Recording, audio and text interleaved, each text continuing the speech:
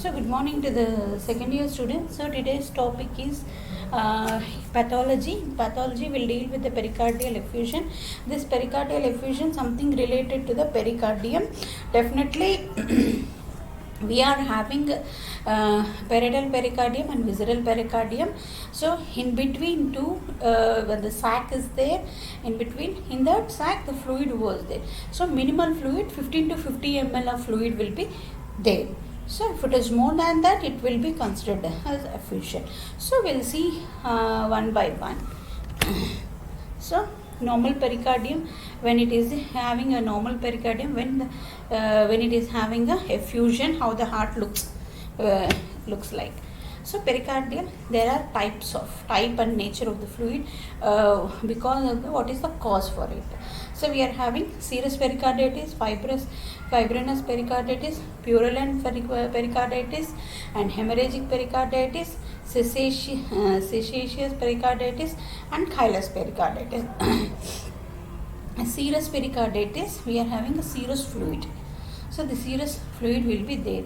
Non-infectious inflammatory diseases that can be seen in the non-infectious inflammatory diseases like rheumatic heart fever and systemic lupus erythematosus and scleroderma, tumors, cardiac failure and renal failure because of increased uremia. So uremic, when in renal failure, when you study this renal thing, at that time in chronic renal failure, this uremic levels will be increased more and more. Whenever these uremic levels are increased, it may affect all the parts of the body. So heart is one of the thing. So at that time this pericarditis is a complication. So what type of fluid will be there when renal failure is a serous type. So it is called as serous pericardial fluid. And fibrinous. Fibrinous means serous fluid mixed with the fibrinous exudate. So some fibers, serous come exudate.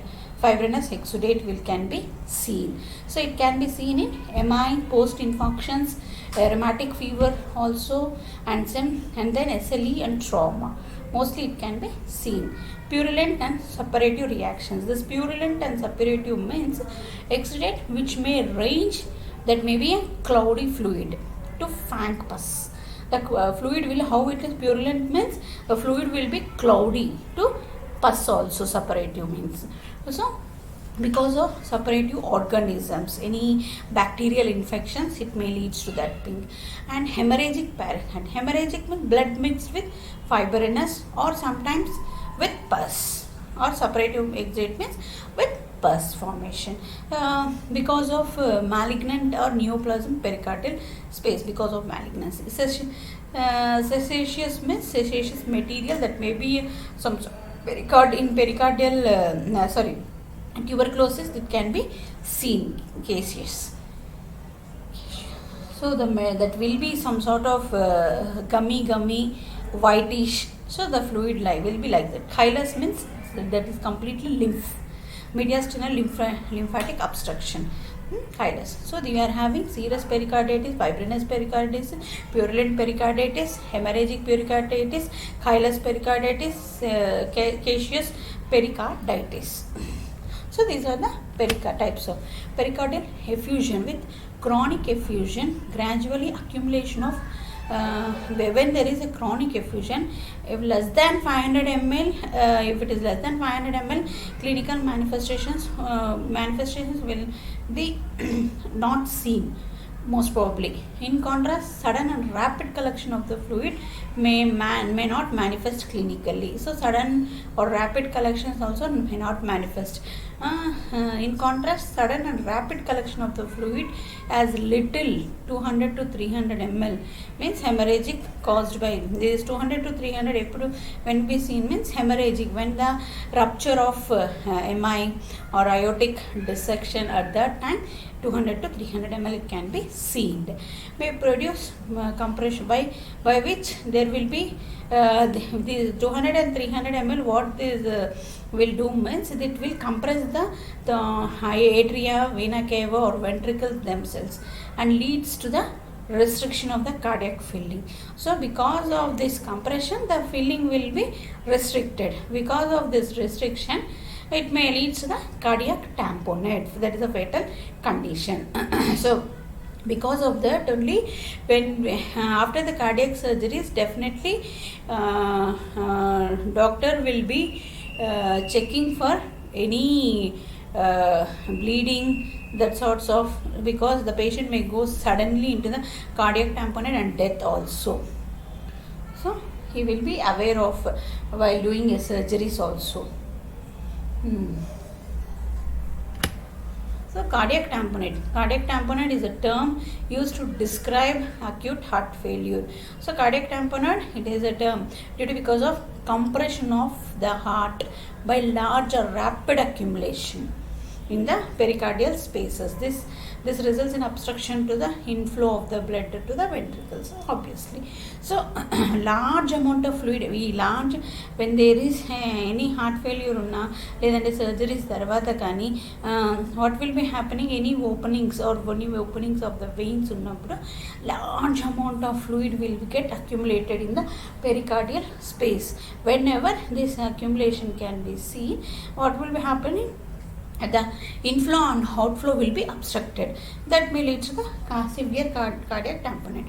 Tuberculosis, pericarditis. Pericarditis may develop as a complication of the tuberculosis of the lung. Okay, tuberculosis is a complication, but may also first manifest of the infection. So sometimes it may represent first manifestation also. Chronic constructive pericarditis. It is characterized by progressive thickening. So it is characterized by thickening, fibrosis and calcification of the pericardium. What will be happening? It is a slow process. First, the pericardium will become thickened and formation of inflammatory process. This and all fibrosis and calcification of the pericardium. This calcification of the pericardium, there is a obliteration of the pericardial cavity and formation of the granular tissues.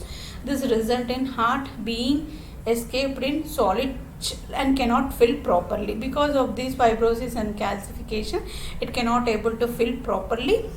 So often it develops complications of tubercular pericarditis, hemopericarditis, viral pericarditis, rheumatoid pericarditis or purulent pericarditis. So it can be present like this also. So these are the types. And then coming to the how the next picture. So this is regarding the pericarditis. So this is a very small topic I had completed. So before going to see, just have a look. From the aorta, two branches are raised. One branch is a right circumflex artery, another one is a left circumflex artery. Left main circumflex artery, right main circumflex artery. So it gives rise to left circumflex artery and right circumflex artery. So it is having a marginal branches and then diagonal branches. This is a left ascending artery, right coronary artery. So to this right marginal arteries, these are the left marginal arteries. And then these are the marginal arteries, obtuse marginal arteries. And then this is the posterior, this back side anamata, posterior ante heart ki. So posterior descending artery. So this is see here clearly, left main artery, right main artery. So this to this branch, left circumflex artery and left ascending artery. So left ascending artery. To these branches, diagonal 1, diagonal 2 branches. We are having marginal 1, marginal 2 branches. So and then this will be the posterior, back side kuntadi, posterior, that is a posterior descending artery. So this is a anterior marginal artery. This will be anterior marginal artery to the right arteries. So this is regarding the arteries, arterial supply. We'll go with the ischemic heart disease. This ischemic heart disease is a group of diseases due to myocardial ischemia caused by imbalance between supply and demand of the heart for oxygenated blood. So we had seen ischemic heart disease in med-surg. So now we're going to see here. So consequences of myocardial ischemia. What are these four consequences? What are that? Myocardial infarction, angina pectoris, chronic IHD, and sudden cardiac death. So what are this? These are the consequences. So myocardial infarction, in which ischemia causes the necrosis of the heart muscle. Here what will be happening? Necrosis of the heart muscle. Angina pectoris, where ischemia is less severe to frank necrosis, causes frank necrosis. It is very less severe but causes some sorts of necrosis. Chronic IHD with heart failure, definitely. And sudden cardiac death is a fatal because of ventricular arrhythmias. Angina pectoris.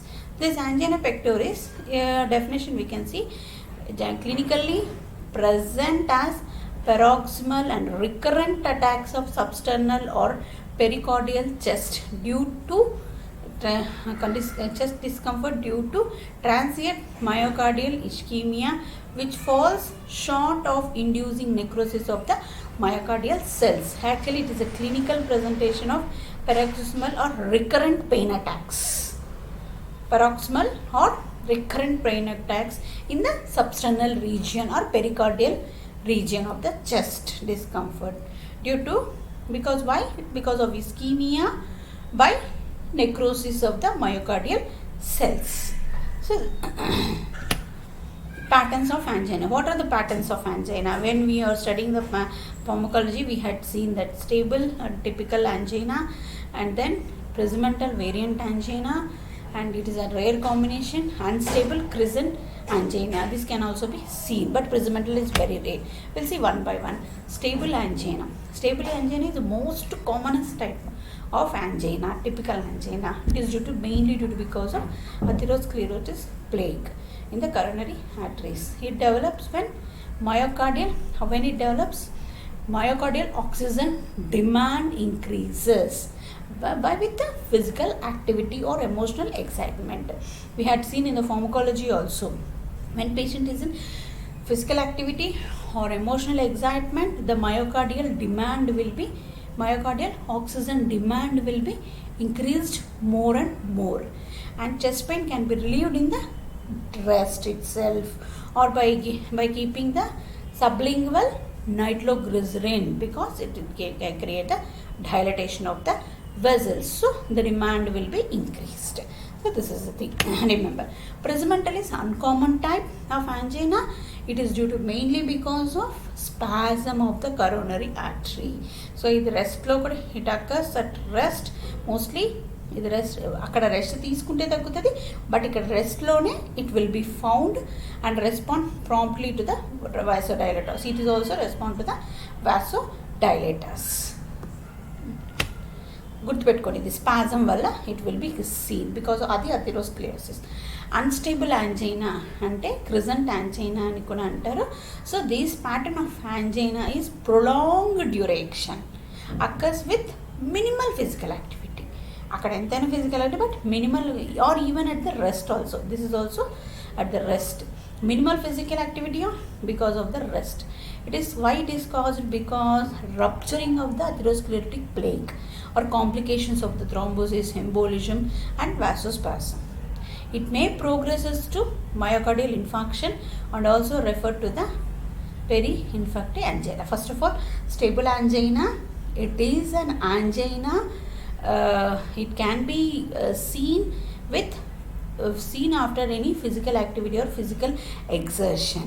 So it can be relieved by the rest, but it is due to because of atherosclerotic plague. Next, presumental angina. It can be seen at the time of the rest. It is due to because of coronary artery spasm. It is an uncommon type of thing. This unstable angina, it will be for prolonged duration with minimal activity or even at the rest also it can be seen. Why it can be seen? Minimal physical activity and rest means because of rupture of the atherosclerotic plaque. Because of this it can be seen. This is the difference between three. So coming to the myocardial infarction, it is the most commonly known as heart attack, and most important form of the ischemic heart disease. Definition: myocardial infarction is a coagulative type of necrosis of cardiac muscle is due to because of prolonged and severe ischemia of the myocardium. So most incidents, age factors, it is progressive with age, and peak incidence can be seen between 40 to 65 years of age. Sex: males are risk, females during reproductive period because of estrogen effect they may be having that. Menopause, similarly to the males, they will be similar to the males. And then other risk factor, atherosclerosis. Etiology: atherosclerosis, narrowing of the coronary arteries, decreased blood flow, myocardial oxygen demand will be increased. It may lead to the myocardial hypertrophy or increased heart rate. Types of infarct, we'll see. అంటే మనం ఇప్పటివరకు చూసాము. So which type of infarcts can be have చూడండి, depending upon the thickness of the myocardium involving. ఈ myocardium infarct can be divided into transmural and subendocardial. This transmural is a type of ischemic necrosis, involves full or nearly full thickness of the ventricular wall. It is a full or nearly full thickness of the ventricular wall in the area of supplied by the coronary artery. So ante థిక్నెస్ని బట్టి it has been decided కదా. It will B full this transmural means this infarct will be it will be fully covered, or sometimes it involves near to full. So some amount మాత్రమే ఉంటుంది. And subendocardial means non-transmural. This type of area of necrosis is limited to the inner 1/3 to 1/2 of the ventricular wall. So how this ischemia means subendocardial లో ఉంటుంది. Actually ఎండోకార్డియల్లో ఉన్నప్పుడు what will be happening, ఈ necrosis అనేది 1/3 అంటే inner ఇంత ఉంటే ఒక 1/3 మాత్రమే ఉంటుంది, or to 1/2 of the ventricular wall దగ్గర. సో వెంట్రికులర్ వాల్ దగ్గర 1/3 నుంచి 1/2. ఇక్కడ మాత్రం transmural fully or nearly full thickness. So almost transmural is also one of the dangerous. ఇది 1/3 to 1/2 of the ventricular wall will be covering necrosis. Ischemic necrosis can be seen. So morphology, how? Within first 12 hours, no identifiable gross changes can be seen. Between 12 to 24 hours, in fact, appears as a pale reddish blue area. So in fact, how it will be seen morphological ga, when we see heart దగ్గర open చేసి చూసినప్పుడు how it will be seen means, or any investigation ద్వారా చూసినప్పుడు, in fact appears pale reddish and blue area. Pale reddish and blue area 12 to 24 hours. 1 to 7 డేస్లో వచ్చేసి central thing అంతా pale అయితే, ఎందుకంటే నెక్రోసిస్ అయిపోయి ఉంటుంది, and yellowish necrotic region because of that well demarcation border. So well demarcation border by hyperemic zone అనమాట. Well demarcation బాగా కనిపిస్తుంది అనమాట. పేల్ సెంట్రల్లో పేల్ వచ్చేసి తర్వాత yellowish అయిపోయి నెక్రోటిక్ రీజియన్ బాగా it will be seen due to this demarcation. Why? ఎందుకంటే granulation tissue formation. And 1 to 2 weeks, after 1 to 2 weeks అయితే the area of infarct appear soft. Area of ఇన్ఫాక్ట్లో చాలా soft, rimmed by heavily vascularized gland. అంటే inflammatory process ఉంటుంది కదా, inflammatory ప్రాసెస్లో vascularisation ఇప్పుడు first ఏంటి, అన్నీ మెల్లగా టిష్యూస్ ఫామ్ అయిపోయిన తర్వాత ఆఫ్టర్ దట్ వాస్కులరైజేషన్ వస్తుంది. వాస్కులరైజేషన్ వచ్చిన తర్వాత మొత్తం గ్రాన్యులేషన్ టిష్యూ అంతా ఫామ్ అయిపోయి తర్వాత scar formation, fibrous scar formation can be seen అనమాట. నెక్స్ట్ స్టేజ్ అదే 2 weeks తర్వాత అయితే healed infarct appear firm. So healed infarct ఉంటుంది, పేల్ గ్రే, సమ్టైమ్స్ కాంట్రాక్టెడ్, పేల్గా వచ్చేసి grey which develops into the fibrous scar formation. So this is the thing. Gross changes ఏంటి? First primarily 12 to 24 అవర్స్లో 12 to 24 అవర్స్లో pale and reddish blue area కనిపిస్తుంది. And 1 to 7 డేస్లో central pale and yellowish necrotic region and demarcation of the hyperemic because of granulation tissue. So after 1 to 2 weeks అయిన తర్వాత అయితే granulation tissue, highly vascular granulation tissue can be seen. And soft and rimmed. 2 weeks tarvata aithe it may appear pale and contracted fibrous scar can be seen. So remember, within 12 to 24 hours and 1 to 1 week tarvata and 1 to 2 weeks tarvata granulation tissue, 2 weeks tarvata fibrous scar. So these are the morphological changes when we see in the microscope. So when we see in the microscope, first 6 to 12 hours earliest changes can be detected by electronic microscope itself during first 6 hours. This is followed by appearance of coagulative necrosis.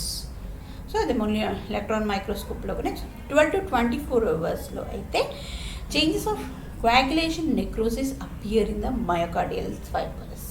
So changes can be seen myocardial fibers lo kanipistundi, and namely preserved cell outlines, deeply eosinophilic cytoplasmic and nuclear kinases, and 1 to 3 days acute inflammatory stage, accumulation of polymorphic nuclears, leukocytes at periphery and borders atla kanipistundi.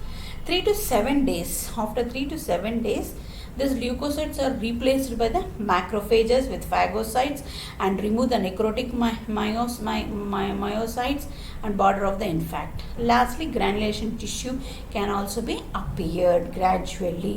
So these changes can be seen. The first 12 hours then it cannot be detected only by the electronic microscope appearance of coagulation necrosis. So 12 to 24 hours, this coagulation of necrosis in the myocardial fibers, namely cell outlines, deeply eosinophilic cytoplasmic nucleus can be shows kinosis. So kinosis can be shown. 1 to 3 days lo vachesi accumulation of this polymorphonuclear leukocytes at the border of the infect. So inflammatory reactions, acute inflammatory reactions can be seen. After that, macrophages, phagocytes, so all this will be accumulated and formation of the granulous tissue can be seen microscopic. So 1 to 2 weeks the healing starts. So definitely healing starts from margin nunchi healing towards the center. Healing starts because of fibroblasts proliferate and collagen deposition proceeds. More than 2 weeks.